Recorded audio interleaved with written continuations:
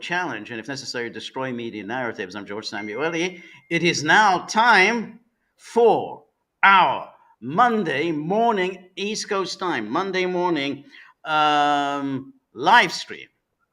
And so everybody throughout the United States, the entire continent of the United States, stop doing whatever you're doing. Just pay attention. The Alaska planners, take a break. Exactly. If you want to, get the lowdown, get the exactly what's going to happen in Alaska, you need to pay attention now. So, Peter, you've been away for a few days. You want to say, how are you feeling? Well, there are two things. Under the Russian labor code, I am required to take a month vacation, and everyone knows watching this that I always do that in August. Overlapping that is I had another eye surgery. So if I wink or squint, I'm not winking at George. That's no secret signal, okay? I just got out of the hospital a few hours ago. I was there over the weekend. I had surgery. I'm on the mend. Okay, I don't want to waste time with it. I'm tired of it already. But I'm here in very good spirits, and there's so much to talk about.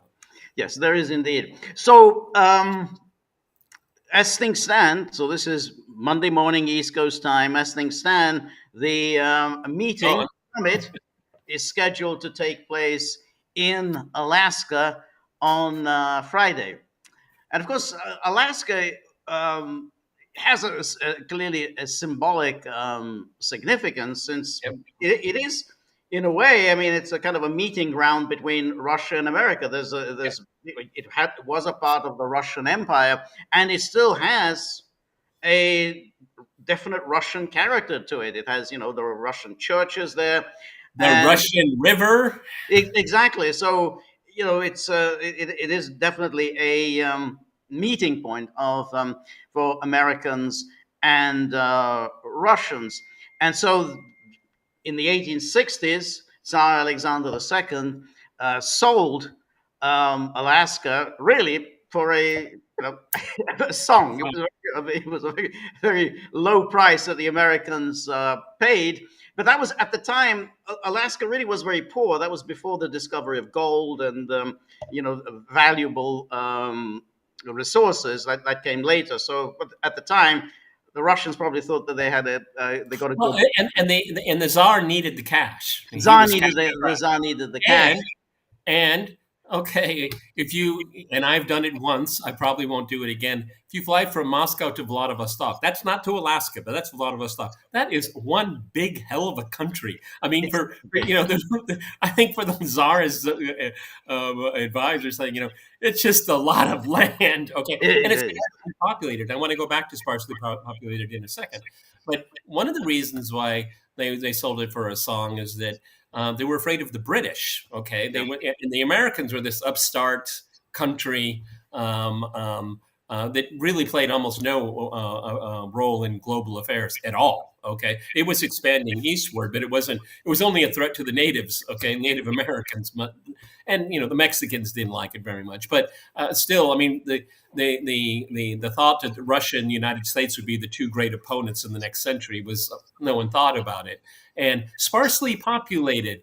What a convenient place to have a summit where you don't have pesky outsiders like Europeans, okay? For the security forces, for Putin and for Trump, this is like made in heaven. You have a lot of space. You have very sparsely populated areas here. This is going to be if it happens, and I think George we have to say this all the way through the podcast. If it happens, this is going to be an easy summit for, at least from a security point of view. I would not advise either president to go to a European capital. No way. Okay. Right. And so, and also one other interesting thing, George has already brought it up, the purchase of Alaska by the Russians. This also is a signal that borders change. Borders can change. Right. Okay. Who controls a landmass can change, because that's one of the major themes of a potential Russia-U.S. understanding about Ukraine. And and people didn't, nobody was asked in Alaska if they wanted to become America. Okay. Right. And in a very kind of a vague, even maybe reaching way, borders change, and this is a reality. And it's something since the Second World War, particularly since the Cold War, saying this should never happen. Borders shouldn't change. Well, they change all the time. Okay, and you're Well, going to that's right. Yeah, continue. no, that's right. Well, all right. But the issue here is that I think that this ultimately, for many years, relations between Russia and the United States were actually very warm, Sure. and in fact, Russia had got itself involved in the American Civil War, and on the Unionist side, and unlike the British who supported the Confederacy, but nonetheless, it was aligned with the Unionist side during the Civil War, and so for many years relations were very good. Now that, of course, changed when the Bolsheviks took over, and of course there was the Americans along with the other powers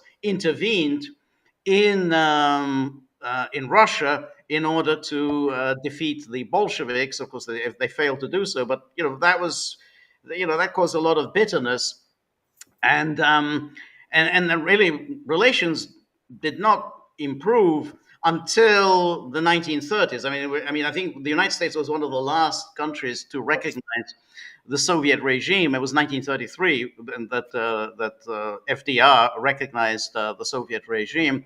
But nonetheless, I mean, Alaska does, symbolize a kind of a happier, more more amicable relationship between the And two it powers. also may portend something about the future. Now, this has been bandied about, and I don't want to put too much into it. But the Arctic is a new frontier as the polar cap melts and becomes unnavigationable. And who controls most of it? Russia. Okay, But and exactly, but that's the interesting thing because Alaska is really the only reason why the United States gets to be an that's Arctic right. power. I mean, Canada is Right. an Arctic power, but the but the United States only because of Alaska does it get to have a say in the exploitation of the Arctic. But now speaking about the issue of borders, and incidentally, what you just said was going to be important because those borders that were drawn up in the by the Soviet Union by the Bolsheviks were completely arbitrary, and nobody asked the people involved, "What do you think of this?" When they transferred the people of the Donbass into Ukraine, the Bolsheviks just pushed them all into Ukraine. Nobody said, "Hey, is it Exactly. where you want to go?" Any more than Khrushchev asked the people in Crimea, "Hey, do you want to be transferred to the sovereignty of Ukraine?" I mean, that was so. It's just like when you said about Alaska, nobody actually asked them where do you want to live, but it was just Well, and that's why I brought it up because is either people don't know about it, which is I think intentional, or they brush it aside as not being important. But Ukraine's borders are completely artificial, and they were created by the Soviet Union. Okay, the Soviets created what is modern day Ukraine, and it's what 1991 borders. Okay, yeah. but okay, that's all nice and fine. That's what great powers do. But another issue, and it's a more modern idea, 20th century, 21st century ideas about self-determination. And there's a lot of people in Ukraine that may pay deference to it, but Russia is their country, their cultural homeland, their religious homeland, even historical memory, the Great Patriotic War, and all of that.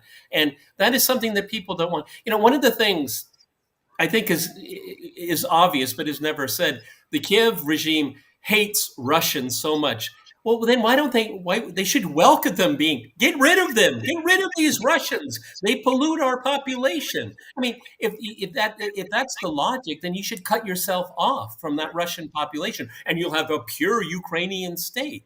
Right. Okay. So It, that's yeah, no, that's right, and that's really the problem of creating these states. You see, when the Bolsheviks kind of drew up all these arbitrary borders, it wasn't really such a problem as long as everybody was part of the this In the giant big state tent. In of the the big tent. USSR. Much the same thing happened in Yugoslavia. They also kind of drew up these borders without any much concern as to what the people there wanted.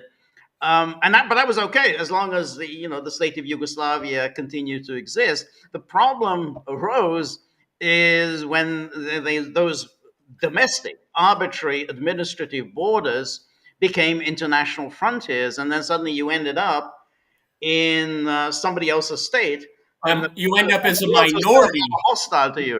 You end up as a minority in somebody else's. Exactly, a minority in somebody else's state, and that's when things get very heated. Now, much the same thing is that we were talking a little bit earlier about Munich.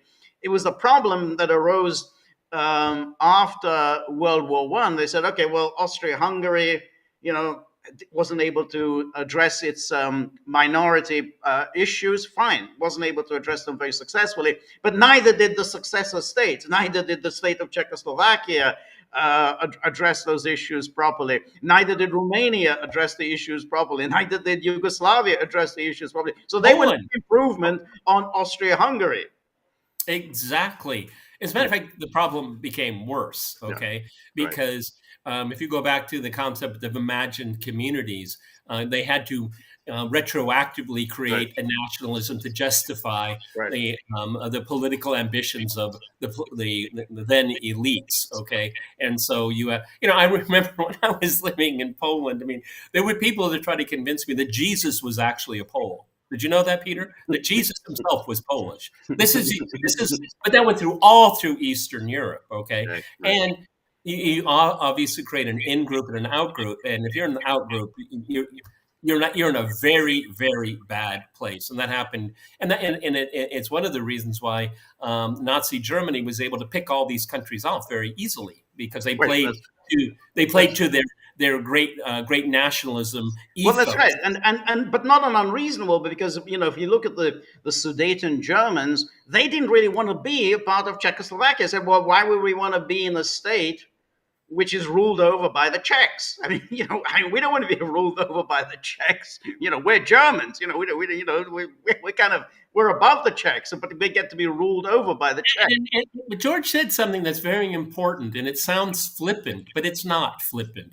Is that if you go through all Eastern Europe, let's go from 1848, just take a date, all the way up to 1918, when the creation of these new states in the wake of collapsed empires. Germany was the referent of modernity, of success, okay? And what they didn't aspire to be Germans. They aspired to have the kind of society that they had created, where workers have rights. He started the very ruminant basics of social security. All of trade unionism. People got to vote. Oh my goodness! I mean, it wasn't to be Deutschland über alles. Not that. It's just that there was a referent. They said this is the kind of modern state that we want to. And the Germans very quickly. But that's right, and of course, this was at the height of German culture. I mean, German literature was really at that predominated in the world. German music, so in everywhere, the German historians, they kind of invented modern historiography. So that's why people wanted to be a part of that. So I want to write in German. Why would I want to write in Czech? I mean, I want to be a part of the German culture. So that was absolutely how people looked at it. And if you, just to extend it here, if you want to be a proud Czech, unfortunately, all through Eastern Europe, it meant to denigrate the other. Right. And if you look at and getting very specific here, the Sudeten Czechs, I mean, they were a very successful group of people within the Austro-Hungarian Empire. Okay, and they felt that well, if we're not going to get our own state, then we should be with at least our cultural, civilizational brethren in Germany. But the interesting thing is, I'm glad George brought this up, is that I sent you what's the British writer's name? Gideon Rachman. He's a You know, Financial Times. which happening what will happen in Alaska will be the new Munich. Well, this guy is historically illiterate. Okay, if you use, let's in this case, Ukraine is Czechoslovakia of the Munich narrative. Number one, the Western allies didn't want to go to war. No. In this case, it's Europe that wants to continue a war. Okay. Also, we brought up the Sudeten Germans. They were never part of Germany. Okay. They had cultural affinity with them. They were never part of Germany. If we look at the Donbass, we look at Crimea, they were part of the Russian Empire. They have an intimate connection with Russia. And I had another one that'll, as we come up. All right, but I mean, that's only partly true, because once Austria joined Germany through the Anschluss in 1937, then the Sudetenland, which had been a part of Austria, then it became perfectly rational that that they also wanted to be a part of Germany. And at the time, the Austrians were very, very enthusiastic about joining Germany, even though they had always been separate states. But there was no one, question. There was the great enthusiasm on the part of the Austrians to join Germany, and so that was the case with the Sudeten Germans. The Sudeten Germans did not want to be a part of Czechoslovakia. That was forced upon them. They didn't want it, and so therefore, for the statesmen, Chamberlain and Daladier, who went to Munich, they said, look, I mean, all we're doing is we're transferring this group of people to where they want to be. They want to be under the rule of Berlin. I mean, we're not doing anything so terrible. On the contrary, we're doing something very good, which is we're avoiding a world war less than 20 years after the end of the last World War. We just don't want to go to another war. So it was a perfectly rational and sensible position. Why do you want to go to a war? I mean, the last war was so horrific. I absolutely agree with you, but I'm just saying it wasn't administratively part of Germany historically. What I'm saying is that the Donbass and eastern Ukraine were part of the Russian Empire, and it was the Bolsheviks that gave it away. It was Khrushchev that gave it away, as George said, within the confines of the Soviet Union. Okay, and again, to stress the point here is that. Again, whatever you think of Churchill, Neville Chamberlain, he was trying to avoid a war. The Europeans, in this case, want to continue. No, I think that's absolutely right, and that's why it's so important to to remember that when Chamberlain went to Munich. He was doing something that was very popular. The British people did not want to go to war, and so we went there and said, "Well, can we get a deal?" And then he came back and he waved that the famous piece of paper, which he wasn't naive. I mean, the reason he waved that piece of paper was essentially he thought this would pin Hitler down. He said, "Hey, look, everyone can see you've now made this pledge that this is positively your last territorial demand in Europe. Yeah, everyone can see it. There's your signature on the paper." So he wasn't, he was so naive. He believed Hitler. But he said he was actually, pointing this out. Well, okay, we've got you on your signature. That's why every time you hear in mainstream Munich, you can be guaranteed, go to the bank with it. The person has no idea what they're talking about. Okay, that's absolutely right. Neville Chamberlain has one of the worst raps in modern European history. Okay. As a matter of fact, I think George will agree with me. He did, given the circumstances, he chose right every single time. I think so. Exactly. Is that peace, which is what everybody wants. He wants peace. Why would anyone want to go to a war against another great power, given how terrible the last war was? And given that the circumstances in this case would be far more unfavorable to the British, I mean, remember in World War I, it took Britain, France, Russia, and the United States finally to defeat Germany. Wrestle them down, yeah. That's right. United States is not in the running in 1938. The Soviet Union was off doing its thing, so it was essentially Britain and France facing Germany. And the Soviet Union was unwanted in the process. It was unwanted. It was unwanted, but also, for the Soviet Union to get involved in Czechoslovakia, would have had to march through Poland. Poland said absolutely no, and no, you are not stepping 1 foot to Poland. So it would have been physically actually extremely difficult for the Soviet Union to get involved in that. Not that they wanted to, but it would have been very difficult even to get Soviet forces there. So essentially it was Britain and France facing Germany, and how are they actually even going to get their troops into Czechoslovakia? I mean, what was the mechanism for getting any troops there? Well, it was whereas Anyway, on the border of Czechoslovakia. it was the capitalist powers devouring themselves. That Right. was what. Yeah, that's right, exactly. Let's speed it up to the present. Okay, let's talk about the present. So here, this was when Trump when he started speaking on Friday, which is what caused so much alarm. Let me find this. I thought because I wanted to show. Yes, this is okay. Yeah, we can't forget to I will say that commenting upon our favorite Keith Kellogg in this podcast. Who would have thought that this guy has any kind of sway? But apparently, right, exactly. I think he's in Kiev right now. I don't know. So this was. I've been in, there's some nice hotels in Kiev. I'm sure he's staying in one of them.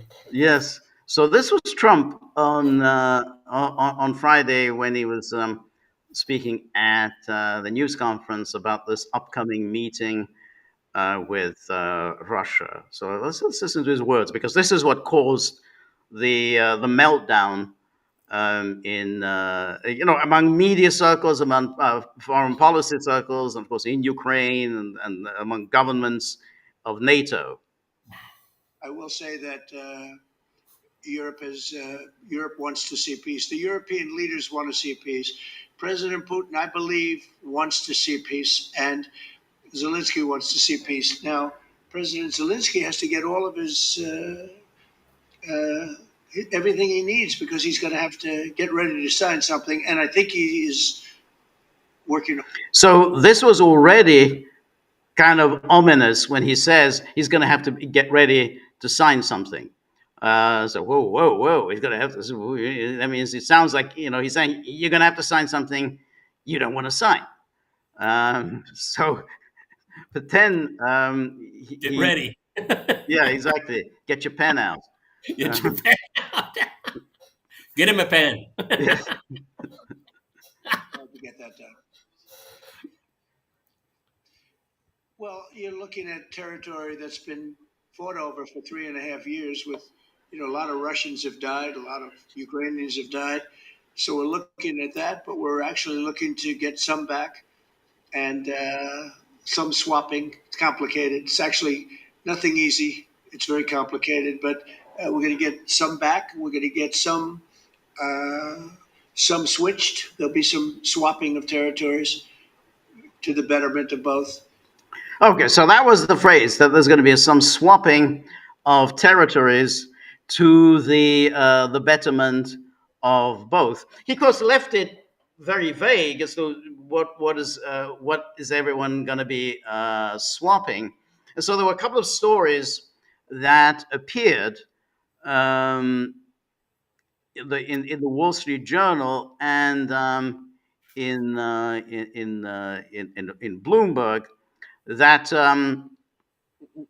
essentially said, okay.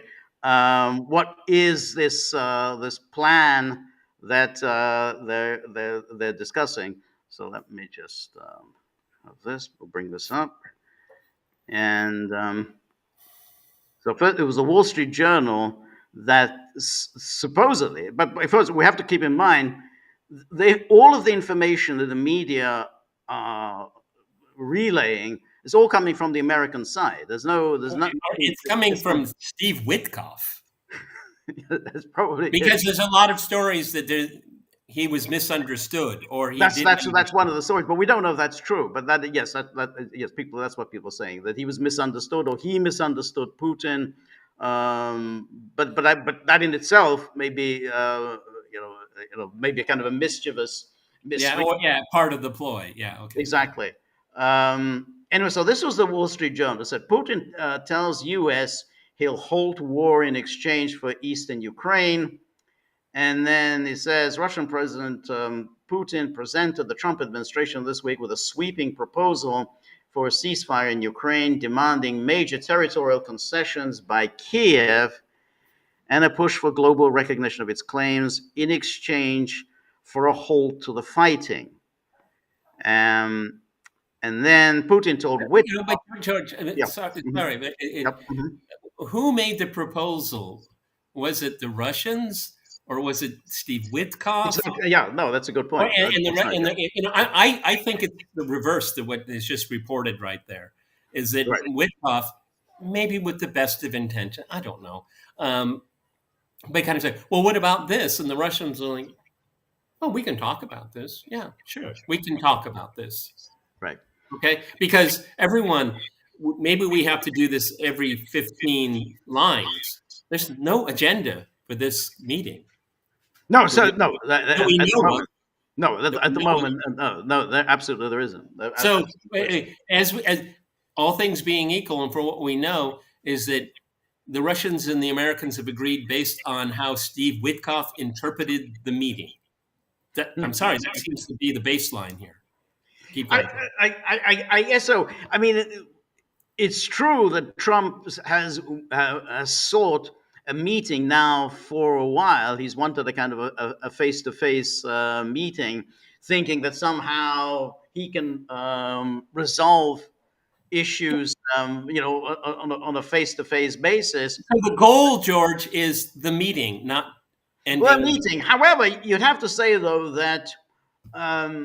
If the Russians agreed, and the Russians obviously agreed, and they were the ones who they were first out of the gate to announce this meeting, they have to think that there is some serious plan being discussed. They wouldn't have agreed to a meeting unless there was a serious plan for discussion. They wouldn't agree to just go for a chit-chat about the weather, because they've had bad experiences before. They remember the 2018 Helsinki summit and what a shit show it was, to quote Putin. So I think they would be very wary of doing it. So one has to think that something is up.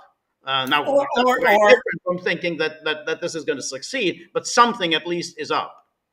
Or not necessarily disagreeing with you, that the way it's set up, there's enough wiggle room to pivot away from it. Is meaning nothing was resolved, not our fault, not the Americans' fault. It just couldn't be resolved.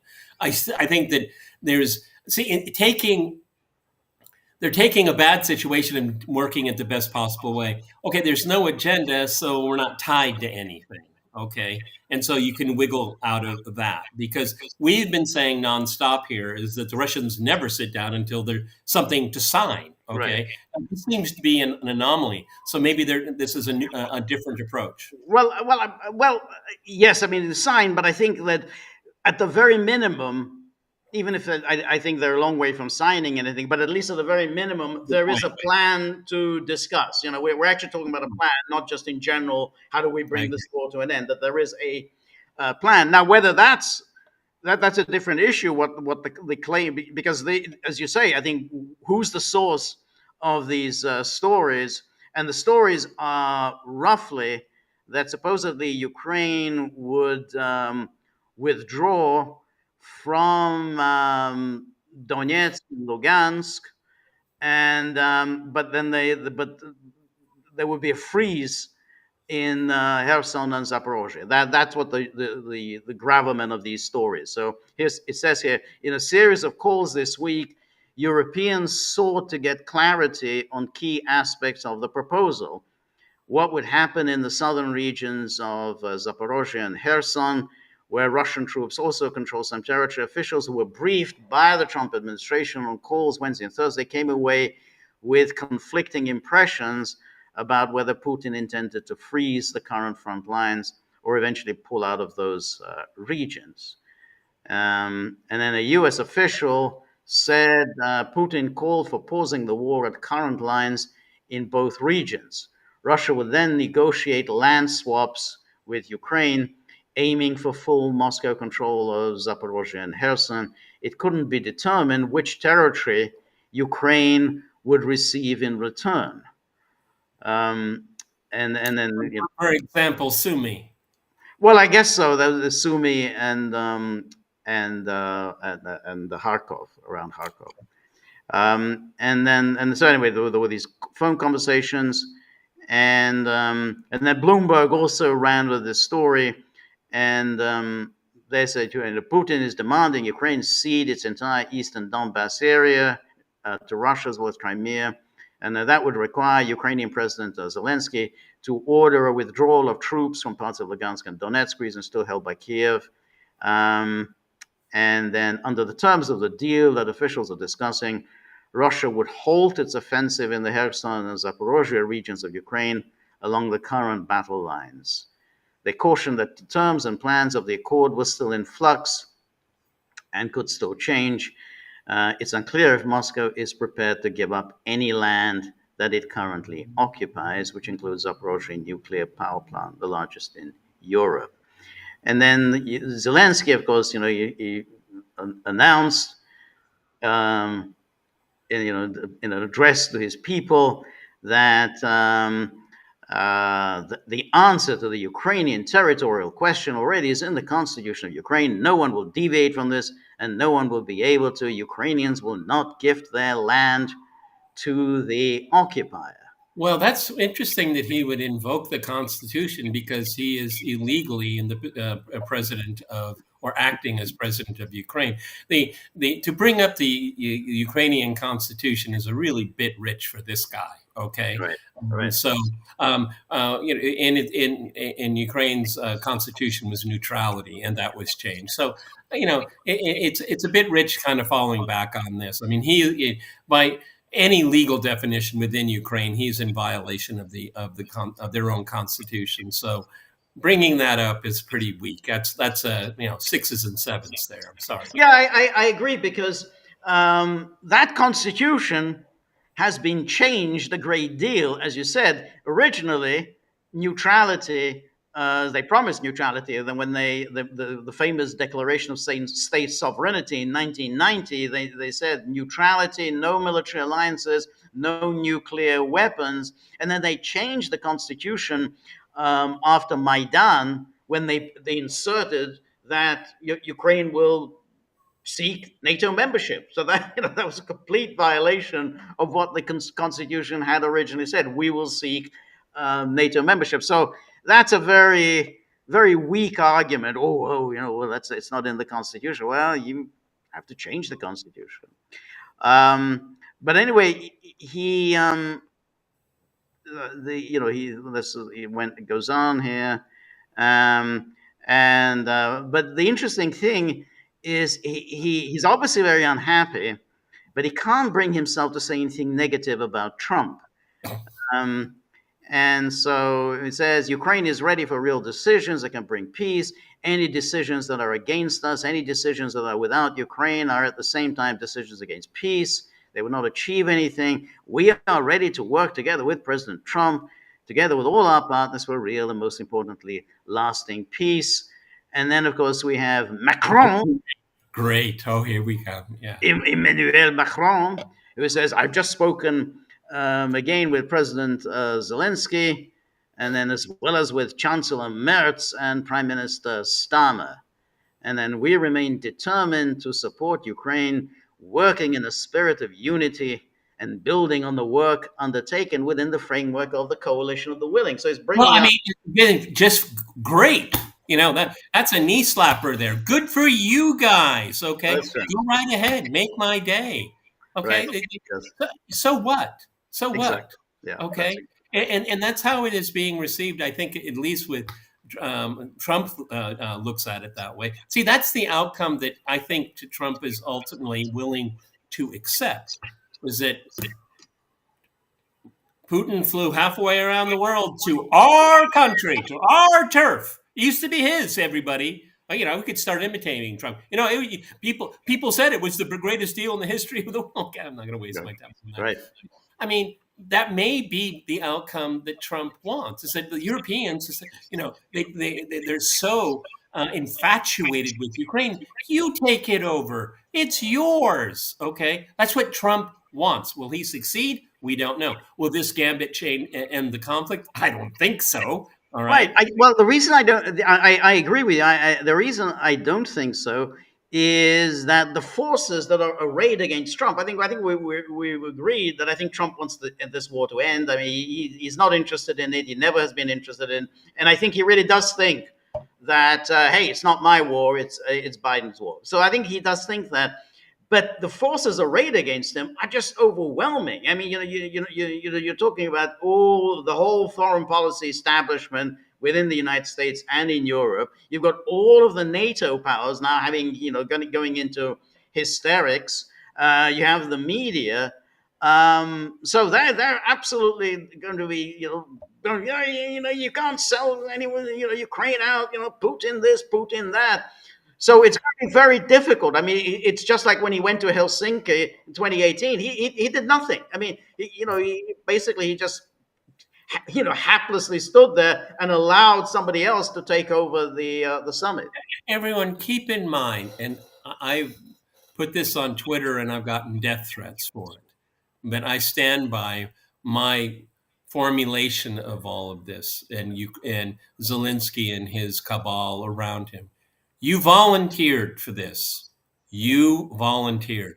You were warned that a conflict could happen, but no, you ignored it. You ran as a peace candidate. You broke your promises.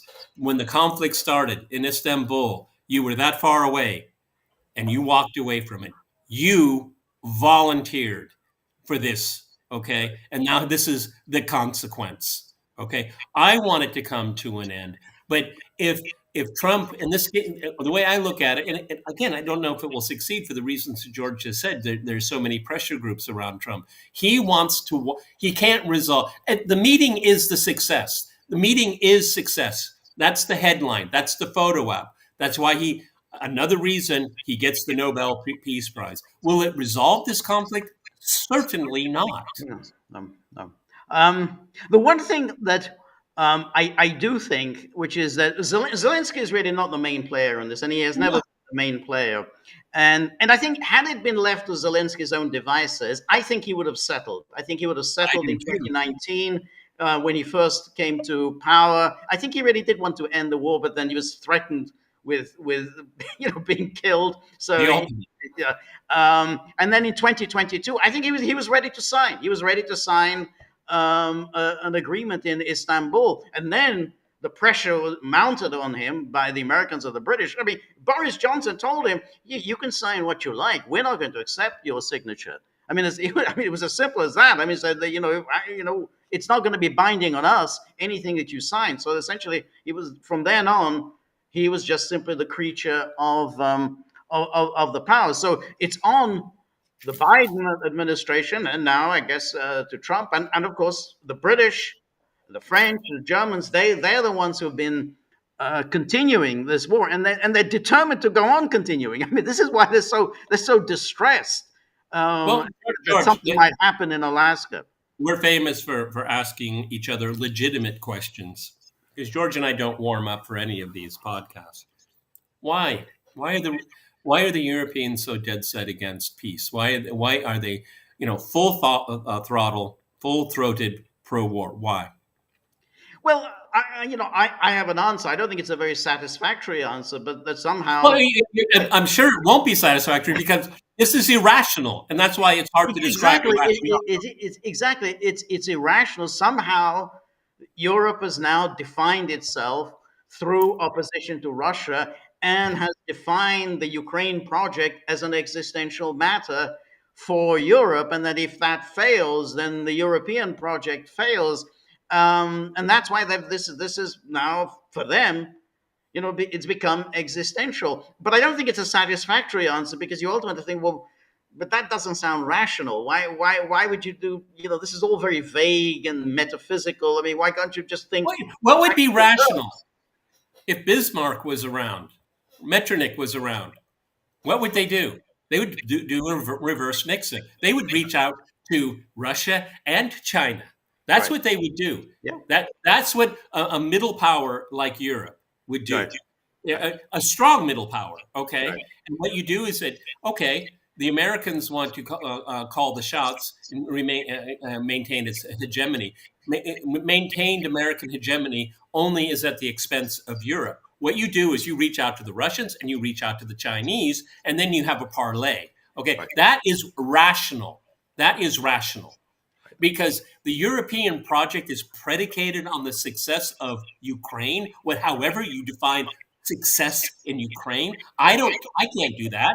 I don't even know what that means. No, But that no. seems to be their goal. That they're predicating their very existence, their entire project on outcomes in Ukraine. I can't think of more geopolitical irrationality at all. No, I think so.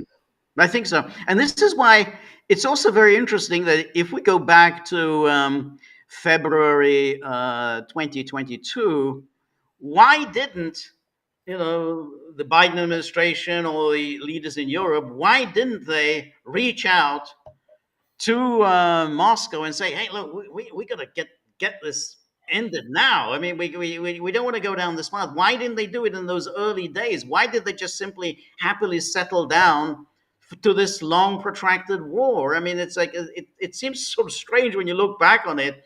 And there, I think this speaks. I think my own view. I mean, it's a hypothetical. I think if it had happened under Trump's watch, Trump would have reached out. I think he would have tried to see, hey, look, we got to, whether he succeeded or not. I think he would have reached out and see how do we stop this? How we rather than just settle down for a long war, he would have tried to bring it to an end.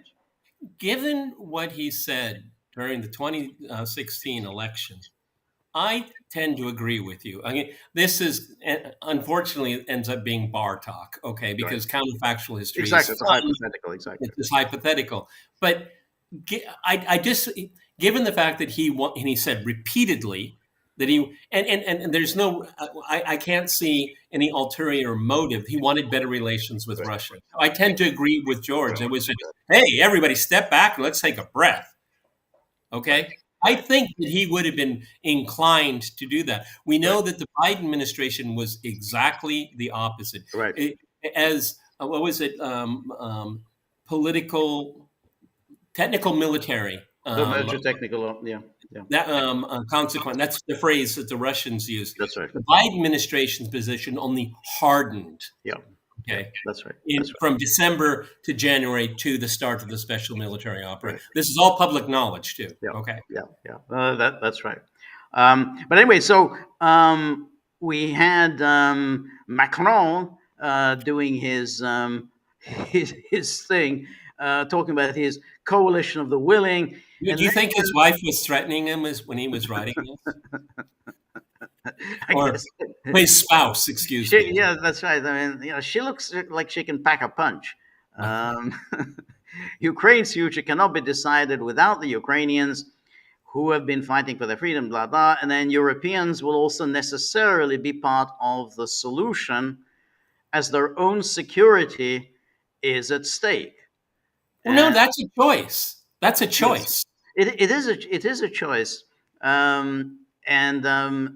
Because, really, Ukraine is not a member of NATO, not a member of the EU. So, just to say that this is, European security is at stake. Well, how does that come about? Well, wouldn't it be rational, George, that considering that Ukraine is a visceral issue for Russians? Okay, we've said this for years. Okay, we don't need to go over this again. So wouldn't it be okay? So Ukraine has never, up until the special military operation, played a role in European security. It hasn't. No. Okay. What was said about Ukraine before February 2022? It's the most corrupt country in Europe. Remember, a la the Hunter Biden laptop. All we heard about was corruption. Right. Okay, that's right. And then what would be rational is that for European security, it's like, hey, this is really important to the Russians. It's not so important to us. Let's freeze it. Let's have neutrality. We won't bother them. They won't bother us. Right. You know why? Because that's why Ukraine chose neutrality in the first place, because this would be a tinderbox. And it was the Obama administration, the Biden administration They fueled this on. Trump had his role in this as well. Okay, but Right. for rationality and for security for all, just say, hey, let's just take Right. this piece off the board. Right. All right. So that was, and then Ursula. It gets worse. Jeez. Yeah, she also weighs in. Are, And are then, we going to have Lady Graham? Is he going to? no, I don't know. That was a little too much. Lady Graham. Okay. Lady Lindsay. Lady. And then it says diplomacy combined with continued pressure on Russia is how we will achieve a just and lasting peace. And where has been the diplomacy? Yeah, exactly. Where was the diplomacy?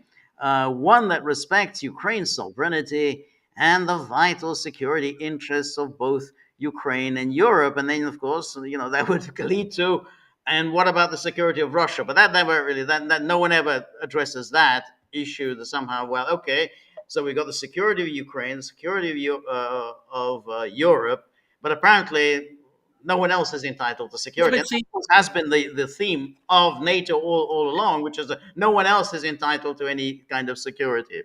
Before I went under the knife, the last podcast George and I did was on the fate of the Helsinki process and the OSCE.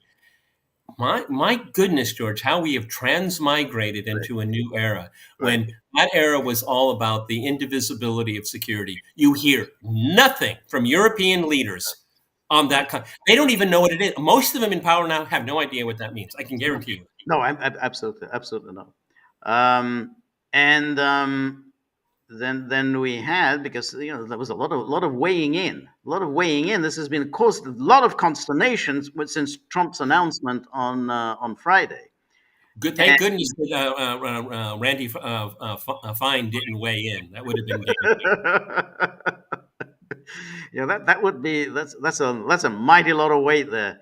And then David Lammy. It does get worse. Okay. Yeah, it does. David Lammy, who is the UK Foreign Secretary, and he was hosting J.D. Vance and Andrei Yermak and Rustem Umerov, the Ukraine defense minister. He hosted them at Chevening House, which is the official residence of the foreign secretary, and they all discussed these the negotiations, such as they are.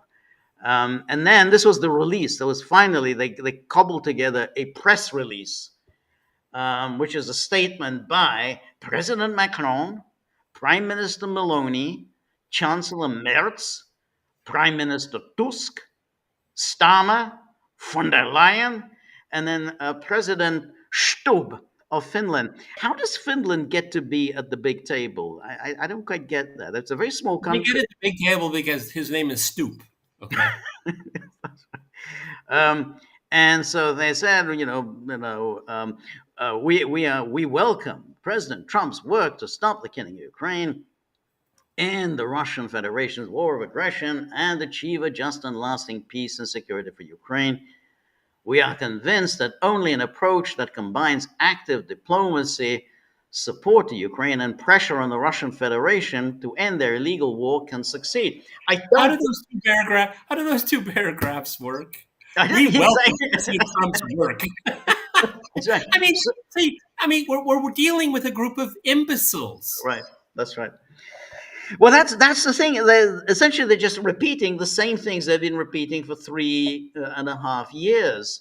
Support to Ukraine, pressure on the Russian Federation to end their illegal war. Okay, well, that's what you've been doing. Where's it got us? And then we stand ready to support this work diplomatically. As you say, we haven't seen any diplomacy, as well as by upholding our substantive military and financial support to Ukraine. That doesn't sound promising, including through the work of the Coalition of the Willing and by upholding and imposing restrictive measures against the Russian Federation. Does the Coalition of the Willing have a website or an email address?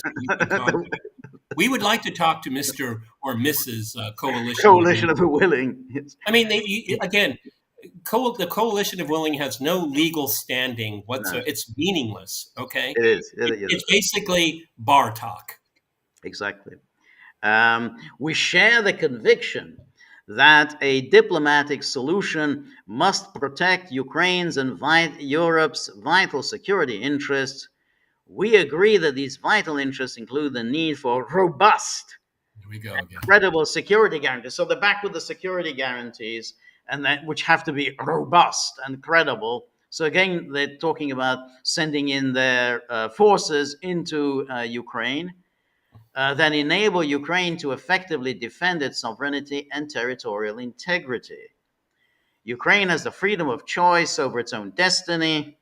Meaningful negotiations can only take place in the context of a ceasefire or reduction of hostilities. The path to peace in Ukraine cannot be decided without Ukraine. We remain committed to the principle that international borders must not be changed by force. The current line of contact should be the starting point of negotiations. Here we go. It's all Minsk too again. It's all That's right. ceasing.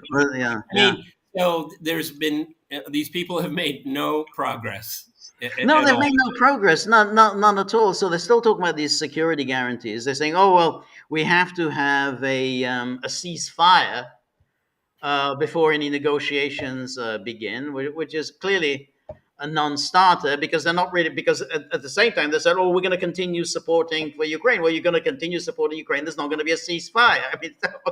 I mean, how can you have a ceasefire when you're basically not adhering to a ceasefire? You're just simply using this as a kind of a breathing space to replenish any lost weaponry. So it's everything is, but you can see what they're doing here. They're absolutely trying to sabotage any possibility of any kind of an agreement. You know, everything they're saying here, they know is unacceptable. George is absolutely right. Whatever the outcome, bar the two parties walking away from each other, Europe is not going to be happy with this. Europe has no business being at the table. They have not pursued diplomacy from the start. As a matter of fact, they have just thrown kerosene on fire. They have denied Russia any security definition of security for its own sovereignty. They have no business being there. They're the part of the problem. That's right. They're exactly they're the problem, and but they are now absolutely determined to do everything they can to put a spanner in the works. Okay, well, George, since you mentioned it, this is Monday. It is 5:52 p.m. my time. I'm personally, I put a timer on when we could possibly see what they can do to disrupt this false flag. Right. Those are real. Another spider web. All of this will happen. Absolutely. All of the above, everyone. Yeah, exactly. And then Kaja Kallas, Europe's foreign minister, weighed in today, and she called a snap meeting of EU foreign ministers. And she says she called a snap meeting. Did anyone care? The US has the power to force Russia to negotiate seriously. Any deal between the US and Russia must have Ukraine and the EU included. Why? Yeah, I don't know why. For it is a matter of Ukraine's and the whole of Europe's security. Yeah, but the people like her have abdicated any responsibility for European security. That's right. Halakala, you are part of the problem. You are a security risk. Yeah, you are a security risk to Europe. That's right. That's right.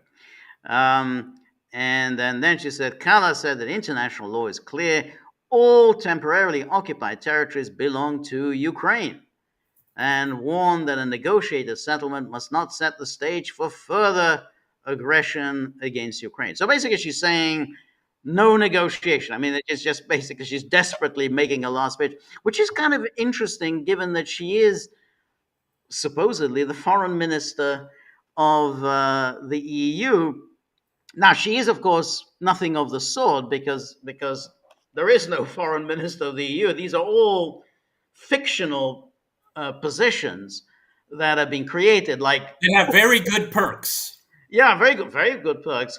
Um, so I mean, like Ursula von der Leyen, who is the president of the European Commission, as if she's the president of the EU. She's not the president of anything. I mean, like, absolutely not. I mean, she's an unelected bureaucrat. She can't be the president of anything. And and Kaya Kallas, the worst possible. This is a woman who hates diplomacy. I mean, this is what she's basically loathed. I mean, for her to be in that position, essentially, is basically the EU is saying we're not interested in diplomacy. That is why we're going to select Kaya Kallas to be our foreign minister. So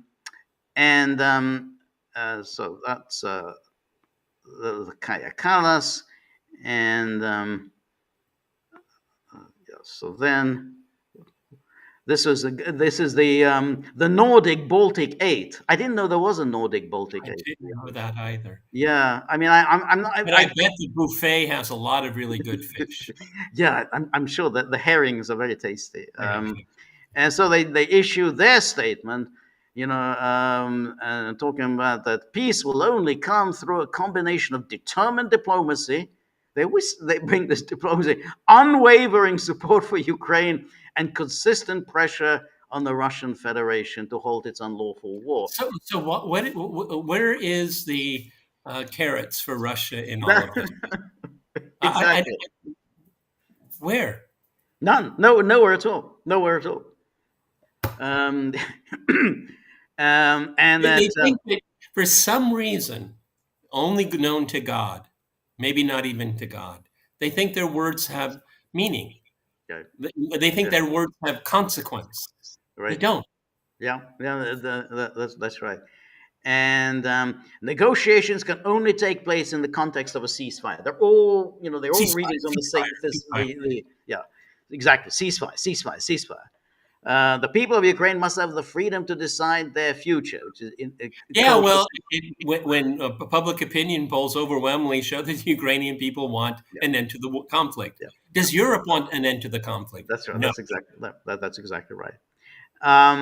And then Zelensky made another address to the Ukrainian people, and then he lashed out naturally at Putin. He was allowed to take Crimea, and this led to the occupation of Donetsk and Lugansk regions. He did not receive punishment when he amassed a contingent on our borders. This led to the full-scale war and the occupation of even more parts of Ukraine.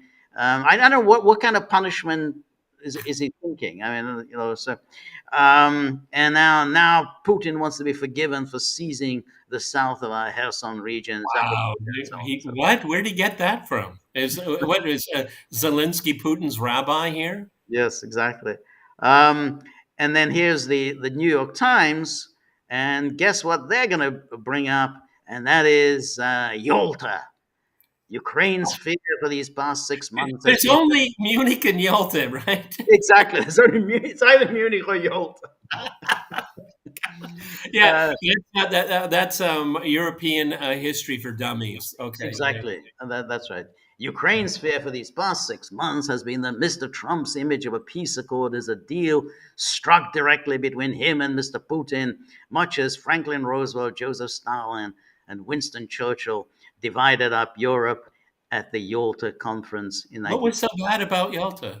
It was exactly what was so bad about it, and of course, it's very, very strange because actually nothing was actually decided at Yalta. It was the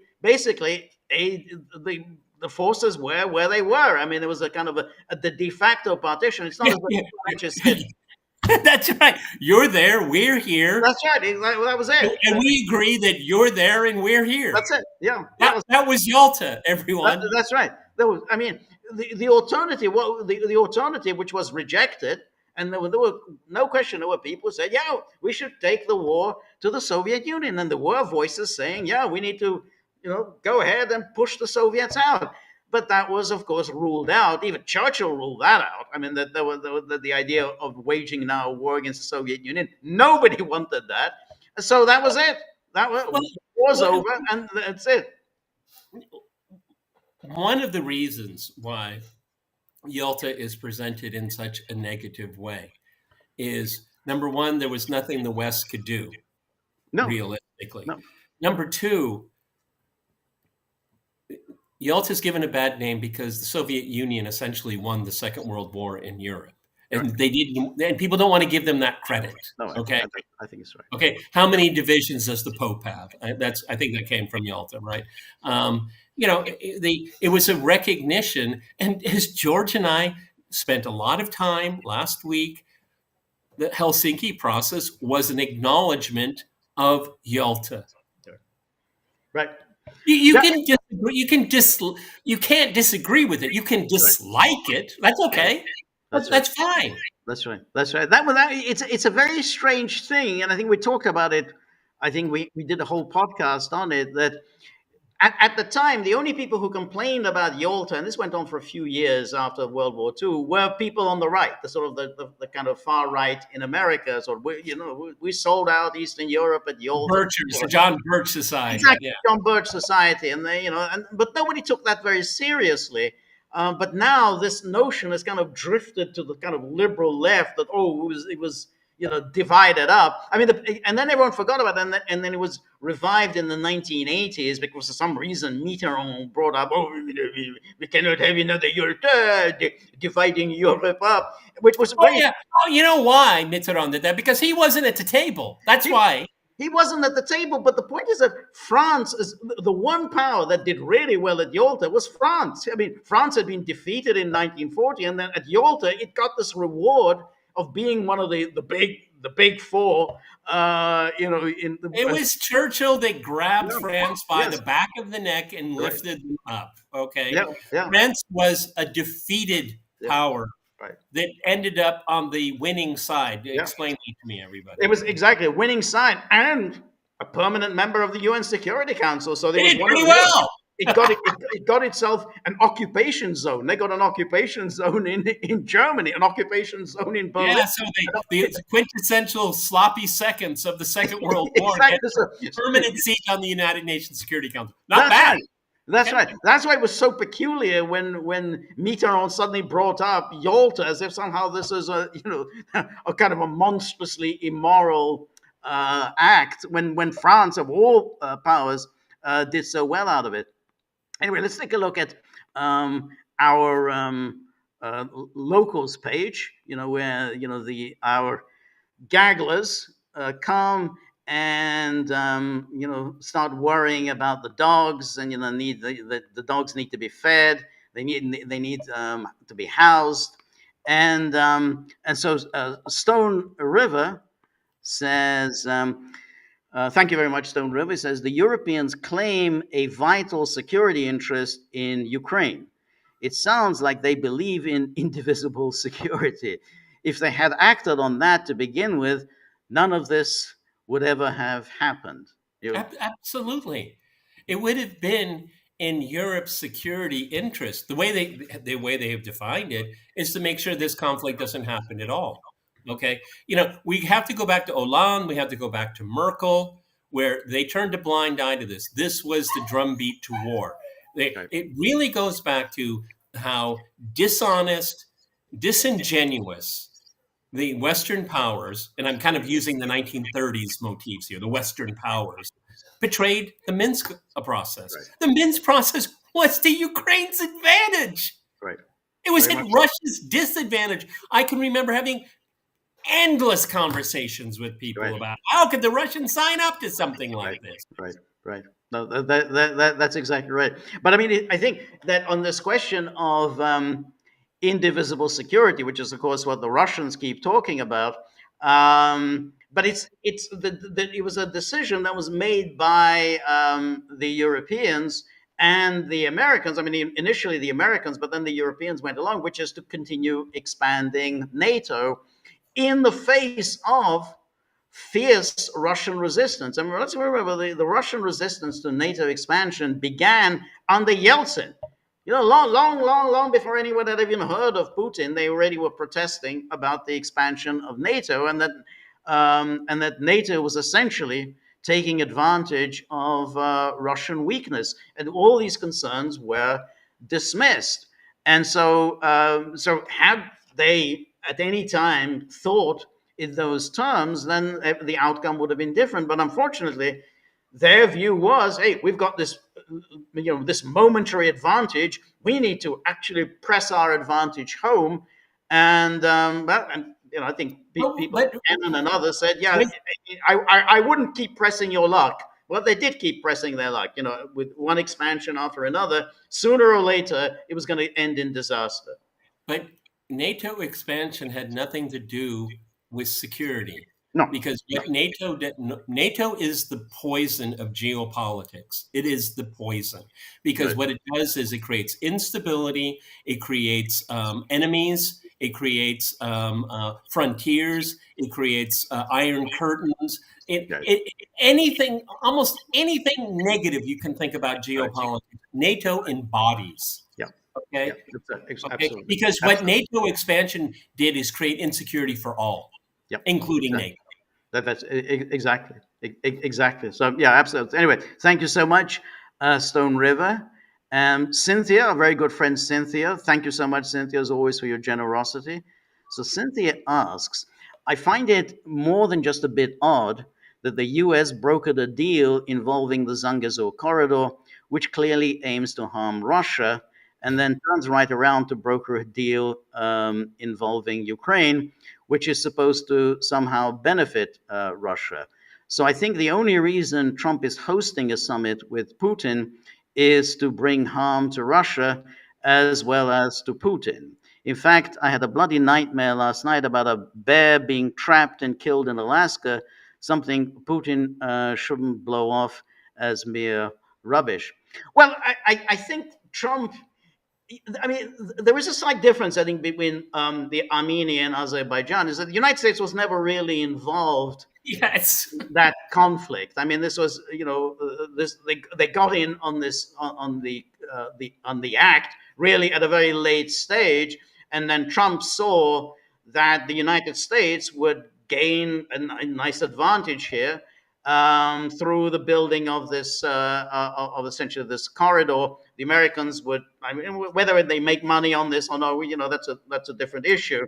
But nonetheless, America was never really involved at any point in this the conflict until now. So that's why Trump's saying, "Oh well, I got a peacemaker and whatever peacemaker." Well, he didn't really do anything. I mean, it just sort of fell into America's lap. Ukraine is a different issue. I mean, America's really been involved in the Ukraine issue really from the beginning. I mean, it's really going all the way back to 1991 when they began the Ukraine project. And then, of course, it really escalated after Obama's support for Maidan, and then, with Victoria Nuland and the decision really to get Ukraine into NATO as a kind of a hostile battering ram against Russia. That was an American project. So I think that's really the difference between the two. Trump is somehow trying to somehow think that he can square the circle of being on the one stage, America being involved in this war, and also to be the peacemaker, and which obviously isn't very plausible. But at least in the case of Armenia and Azerbaijan, where America wasn't really involved, it's okay. Well, we're just bringing the two sides together. It's such an important question. I'm really glad it was brought up because I was thinking about it earlier today. Have no illusions.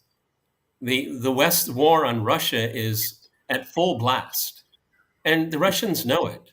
Okay, the Russians would like the conflict in Ukraine to wind down. Yeah, they have a lot of interest in doing that. Okay, because there are a lot of other fronts opening up. The Arctic, we have the North Sea.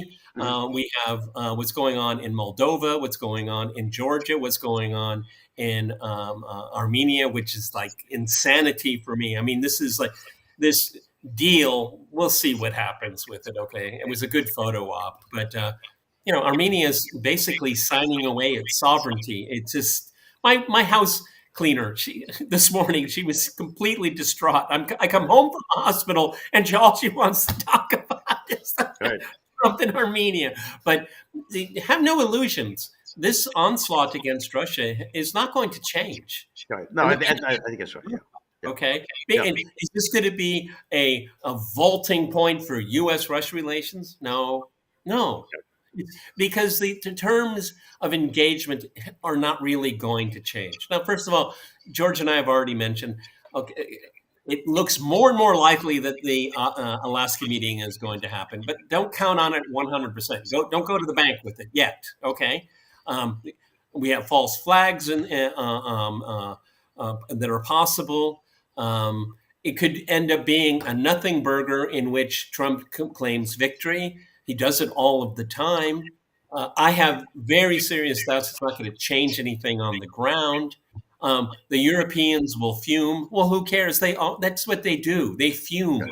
Okay. But bringing up this so-called deal with Armenia and Azerbaijan is very germane to what's going on. Right.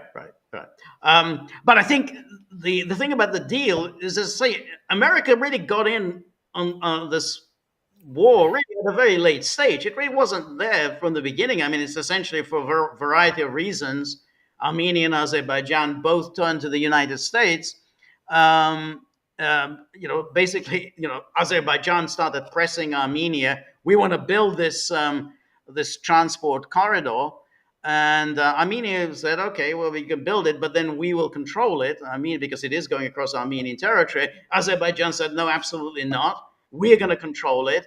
And so Armenia said, well, we can't have basically an Azerbaijani piece of territory going across our territory. So the only way they could deal with this problem is handing it off to a third power. Said, okay, well, the Americans will basically own and control this transport corridor. So I think it was a way to do it. And clearly it is going to harm Russia, and clearly it is going to harm Iran. And Iran, exactly. That's okay. So the Trump corridor, what is it? It's a conduit for NATO again. Yes, yeah. No, that's right. That's exactly right. Anyway, thank you so much, Cynthia. And then Cynthia goes on.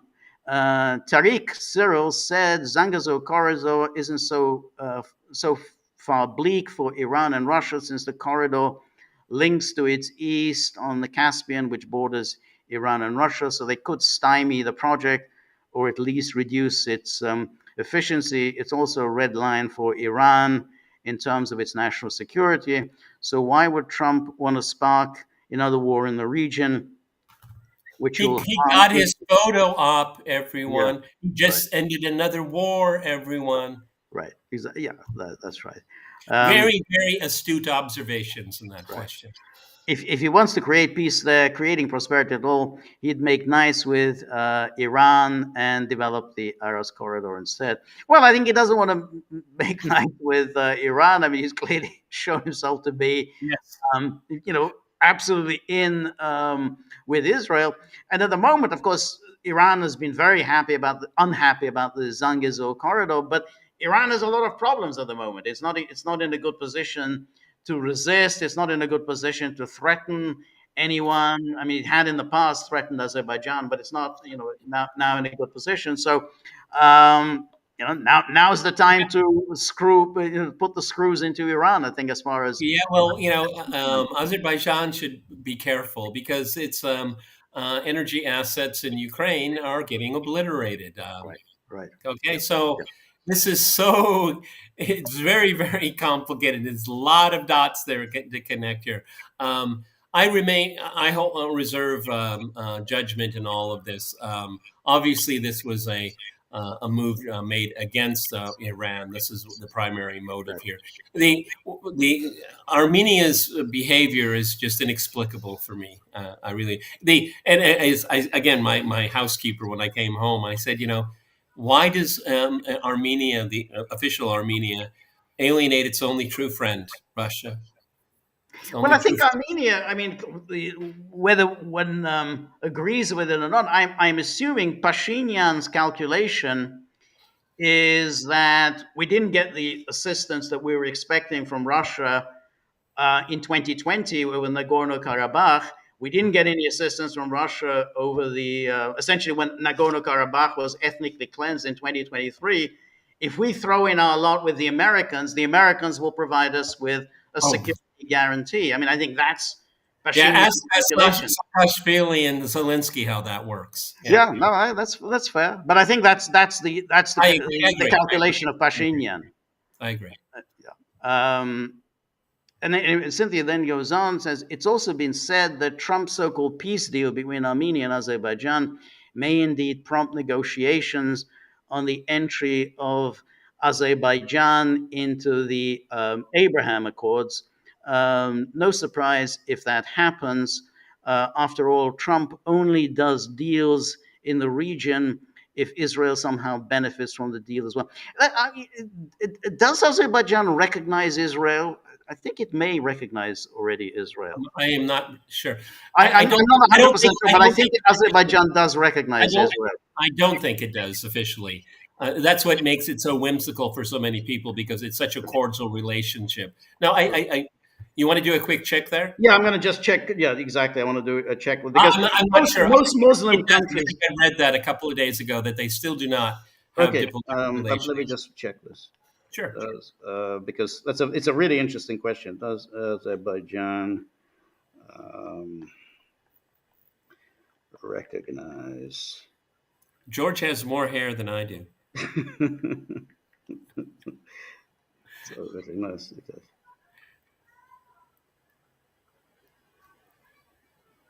Let me see, chat GPT. Yes, Azerbaijan does recognize Israel, Yep. and the two countries maintain full diplomatic relations. There you go. But it is true that Azerbaijan is really one of the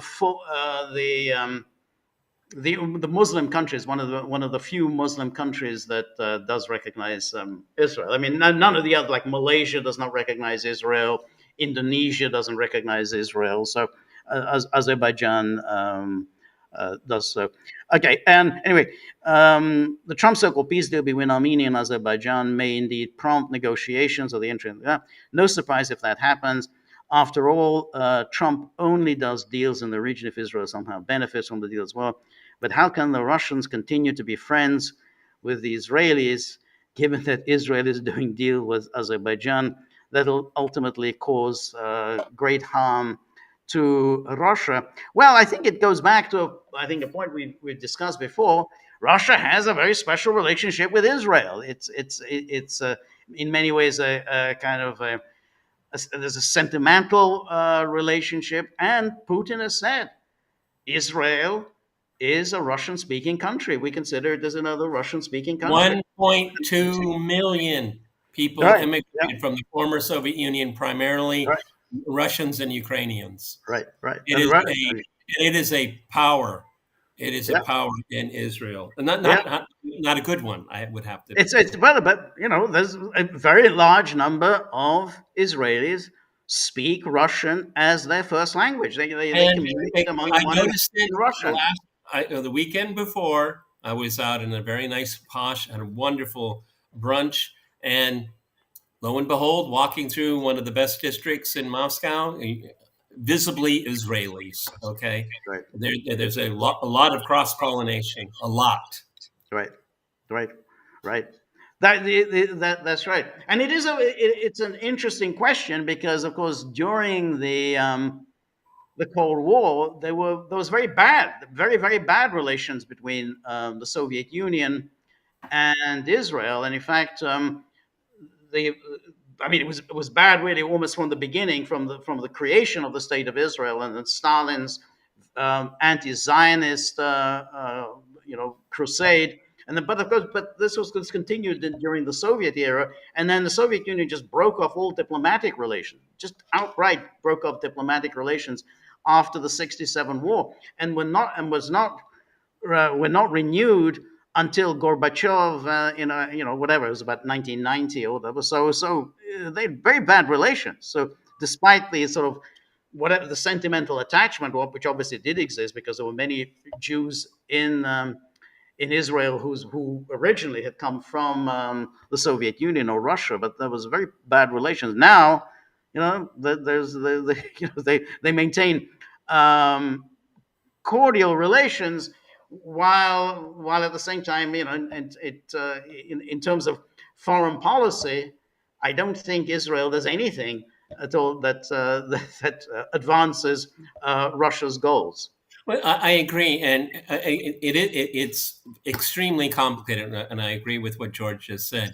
Um, because I'm in the media news business, I don't prompt people, but I kind of try to figure out how they feel. A lot of Russians, they have a very hard time accepting what Israel is doing, but they still have a lot of Russians have an attachment to Israel.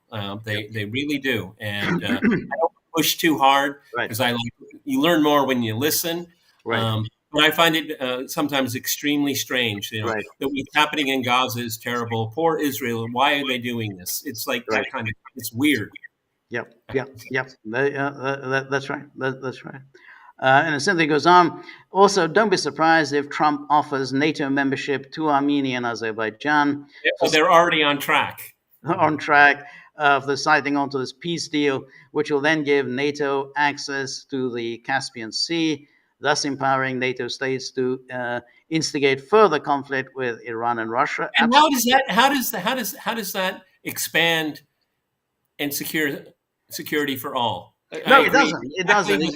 It's just part of the NATO project of continuing. Now, in this case, I would imagine Turkey would be a big champion of this. But Turkey wasn't happy about Sweden being inducted into NATO, but I think Turkey will be very happy. Yeah, let's get Armenia and Azerbaijan in. Oh, they will walk Armenia down.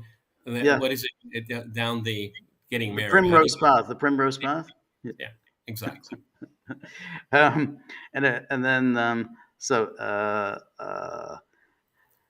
Another thing, Trump reportedly praised Witkoff's role in the Zangezur corridor deal, hailing him as the Henry Kissinger who doesn't leak. Yeah, he said that, the Henry Kissinger who doesn't leak. Well, that's a good one.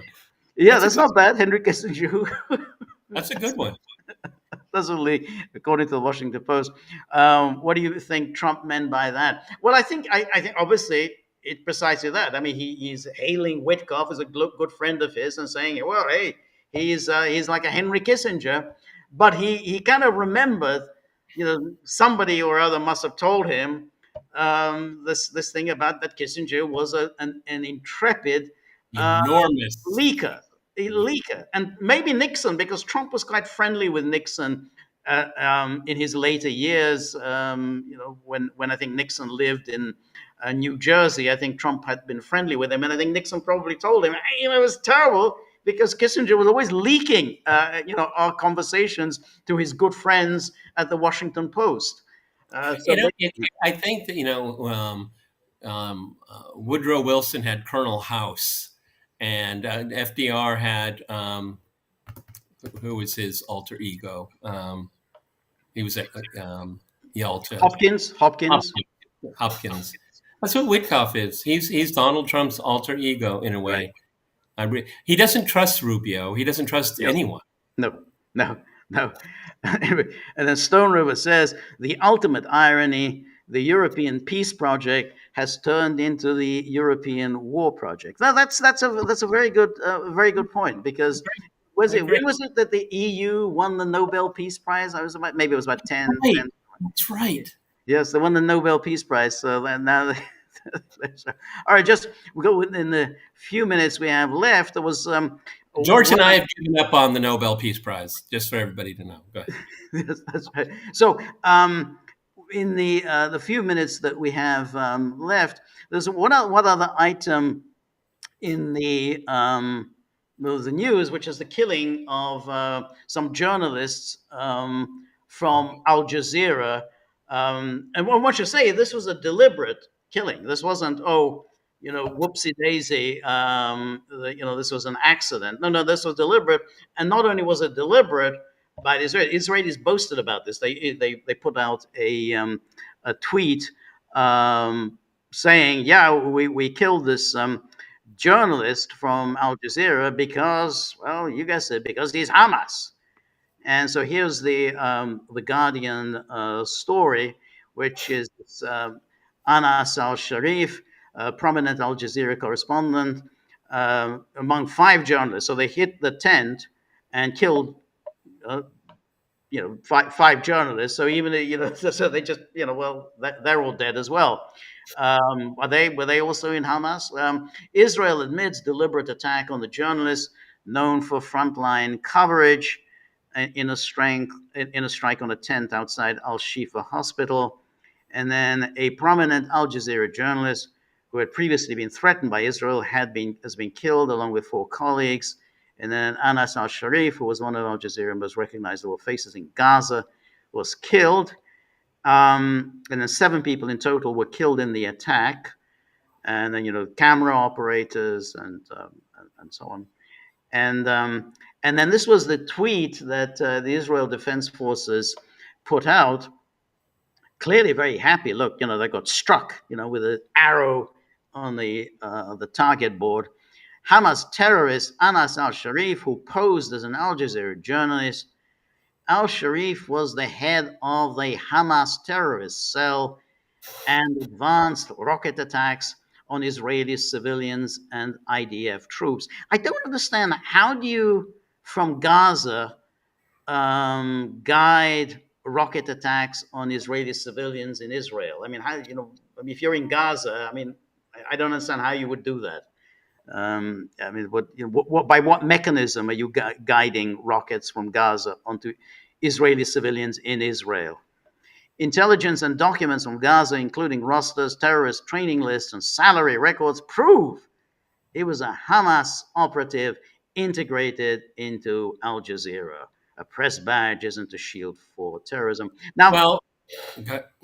This is a message that Al Jazeera has to cease and desist in the Gaza Strip. That's right. Yeah, that's it. That's all it is. Because I'm highly critical of Al Jazeera, but its coverage of Gaza is noteworthy, and it is heart-wrenching. It really gets to you. I can't watch much of it. It's overkill for me. And that's the message Israel is saying, not only against journalists, but against Al Jazeera. They are saying, we openly, happily, proudly have taken out your most prominent journalist, and we're going to take out the rest. That's the message. That's right. Because what was striking is they had already threatened this journalist. So they'd already said this in his last testament. Okay, that's right. Exactly. I encourage people to read what he had to say. I was beginning to lose it reading it, to be honest. That's right. So so this was, and Israel had been warned, because the United Nations, Office of the Human Rights, had warned in July, 31st of July, Israel not to do this, not to attack him. He says the UN expert denounced a serious threat by Israeli army against Al Jazeera correspondent.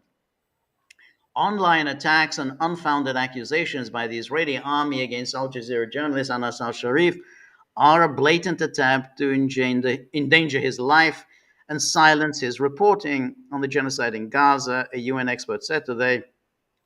I am deeply alarmed by the repeated threats and accusations of the Israeli army against Anas al-Sharif, the last surviving journalist of Al Jazeera in northern Gaza. This is Irene Khan, the UN Special Rapporteur on Freedom of Expression, and she said that there's fears for his safety are well founded, and there's growing evidence that journalists in Gaza have been targeted and killed by the Israeli army on the basis of unsubstantiated claims that they were Hamas terrorists. And then, on the one hand, Israel refuses to allow any international journalists to enter Gaza, and on the other, it ruthlessly smears, threatens, obstructs, targets, and kills the few local journalists remaining as the only eyes of the outside world on the ongoing genocide. So, quite a remarkable thing, not just to kill a journalist, but to deliberately target a journalist and say, oh, Hamas. And we say, well, where's the evidence? They don't really, no evidence. Well, George, they're only doing this because they know the Trump administration has given them a blank check. I'm sorry. That's it. This would not happen without the support of the United States. This would not happen. But, And what? Oh, you heard Tammy Bruce got kicked yes, I out. was gonna. That's exactly what I was going to bring up. When I read that with one eye, I just That's thought right. Tammy that Bruce. somebody must have been watching our podcast. That's right. Tammy Bruce, the extraordinarily undistinguished State Department Unfit for spokesperson. purpose. Unfit And for so she's, and the one thing, and the one possibility, I still hope, keeping my fingers crossed, though I don't have any great hope, that does require Senate confirmation. That's a job that requires Senate confirmation. I don't think the Senate is going to hold it up, because hey, I'm a lesbian. You can't attack me. This is I'm a conservative. homophobic bigotry. I'm a conservative lesbian. I'm a conservative lesbian and a feminist. If you try to block my nomination, then that just proves that you're an anti-gay bigot. No, it means you're anti-Semitic. You're anti-Semitic and anti-gay. Well, everybody, in the remaining 2 minutes or so, I think that she had just shown herself as an abysmal spokesperson for the United States. We played some of the tape, the video, beaming that that she wished she was Israeli and all. It's unwatchable. But I mean, she got kicked upstairs because she was a complete utter failure at her job.